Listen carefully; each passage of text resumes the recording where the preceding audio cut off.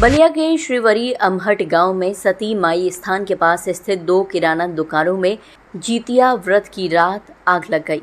इस हादसे में रस्टा के गड़िया गांव निवासी राजेश कुमार गुप्ता और अठिलापुरा गांव निवासी विनय कुमार गुप्ता की दुकानों का सारा सामान जलकर राख हो गया। बसपा विधानमंडल दल के नेता और रस्टा विधायक उमाशंकर सिंह ने रविवार को प्रभावित परिवारों से मुलाकात की। उन्होंने दोनों व्यापारियों को लाखों रुपए की आर्थिक सहायता प्रदान की। विधायक ने पीड़ित परिवार को हर संभव मदद का आश्वासन दिया। उमाशंकर सिंह ने कहा कि वह गाजीपुर जिलाधिकारी और मुख्यमंत्री से मिलकर पीड़ित परिवारों की मदद के लिए बात करेंगे। उन्होंने कहा कि आपदा के समय लोगों की मदद करना उनका कर्तव्य है। दोनों व्यापारी इन दुकानों से अपने परिवार का भरण पोषण करते थे। जीतिया व्रत की रात वह अपने घर लौट गए थे और इसी दौरान अज्ञात कारणों से दुकानों में आग लग गई। बलिया से संवाददाता राघवेंद्र कुमार गौतम की रिपोर्ट। देखिए, आज चूँकि गढ़िया में आने का तात्पर्य ये था कि ये हमारे वीरू गुप्ता जी और राजेश गुप्ता जी, ये लोग यहाँ एक मंदिर, चूँकि बहुत काफ़ी फेमस मंदिर है अम्मा के सती माई, वहाँ पे ये लोग दुकान अपना जो है किए थे, खिलौने, पूजा सामग्री वगैरह वगैरह, जो भी मैंने चीज़ हो सकता है। बड़ी दुकान, होलसेल का इन लोगों का काम था बड़ा।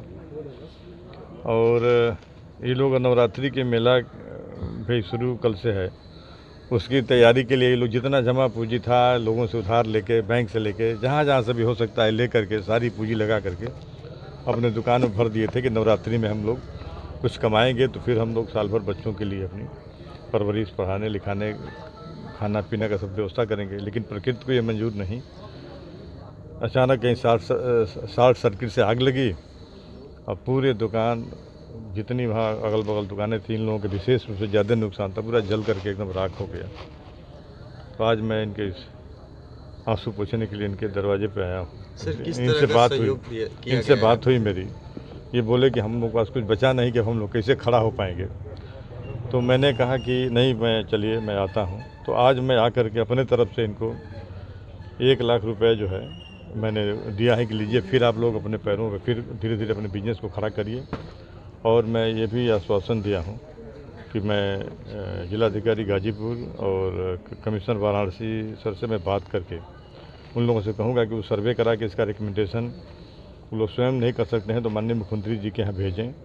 मैं वहाँ माननीय मुख्यमंत्री से आग्रह करके इन लोगों की और जितना हो सकता है आर्थिक मदद, जो क्षति हुआ है उसके हिसाब से आकलन करा के इन लोगों की आर्थिक मदद कराने का प्रयास करूँगा।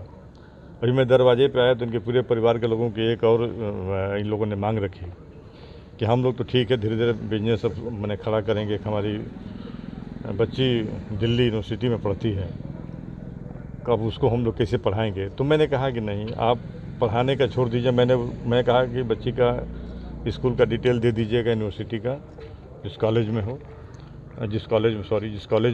उस कॉलेज के। मैंने कहा कि बच्ची का जितना फीस लगेगा जब तक वहाँ बच्ची पढ़ेगी, उस बच्ची के पढ़ाई का फीस जितना फीस उस लगेगा सब मैं अपने तरफ से जमा करूँगा।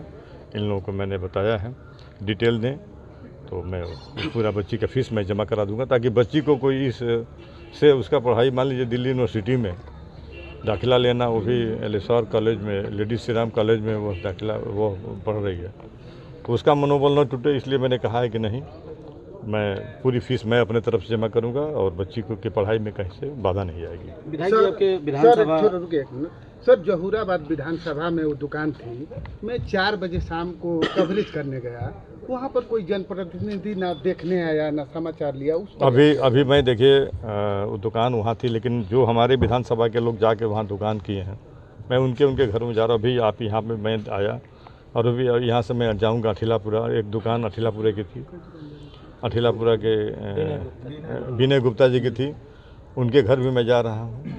उनकी छोटी दुकान थी, लेकिन जो भी थी दुकान थी, छोटी पूंजी वाले थे, छोटी दुकान थी। सर, घटना स्थल पर, लेकिन घटना स्थल जिस कंस्टिट्यूएंसी के अंदर आता है, वहाँ का कोई जनप्रतिनिधि या उनके प्रतिनिधित्व करने वाले देखने नहीं गए। दुकानदार बड़ा आहत थे, रो रहे थे। जाना था, चूँकि देखिए जाना चाहिए, मैं था नहीं, मैं तो लखनऊ था। जी, रात में आया की बात कर रहा हूँ। हाँ, वही मैं, हाँ ठीक है, गाजीपुर जिला में है जहुरा, तो कोई बात नहीं, जाना चाहिए। देखिए भाई, हम जनप्रतिनिधियों का यही दायित्व होता है कि सुख में तो नहीं, लेकिन दुख में ज़रूर आपके साथ खड़ा मिले। तो अब किसी को हम कुछ कह नहीं सकते हैं कि क्यों नहीं लोग गए। जाना चाहिए, मेरे कहने मतलब कि जा करके आंसू पोंछने का काम करना चाहिए। विधायक जी, बछईपुर में देखा जा रहा है एक वीडियो वायरल है बुलडोजर एक्शन को लेकर, हालांकि चौहान समाज पे बुलडोजर चला है और रोड की समस्याओं को लेकर चला है, इस पर क्या प्रतिक्रिया देना चाहेंगे? नहीं, मुझे जानकारी नहीं है, मैं पता करता हूँ। मैं गया था सर, वहाँ पे न्यूज़ भी चला हुआ है और हाँ। काफ़ी वायरल खबर है ये। हाँ। तो वहाँ पे लोग कहीं ना कहीं विधायक जी का भी नाम आ रहा है कि कई लोग गए हैं समस्या को देखने के लिए। हाँ। तो कमेंट भी लोग ये हैं कि आपके क्षेत्र के विधायक कौन है, लोग जानना चाहेंगे। अच्छे, नहीं बिल्कुल ऐसा उनके साथ अन्याय नहीं, मतलब वो बुलडोजर चला है तो मैं पता कराता हूँ क्यों चला 6 है। घरों पे चला सर बछईपुर में। अच्छे, जी बछीपुर गांव में? जी बिल्कुल। तो गांव में हैं?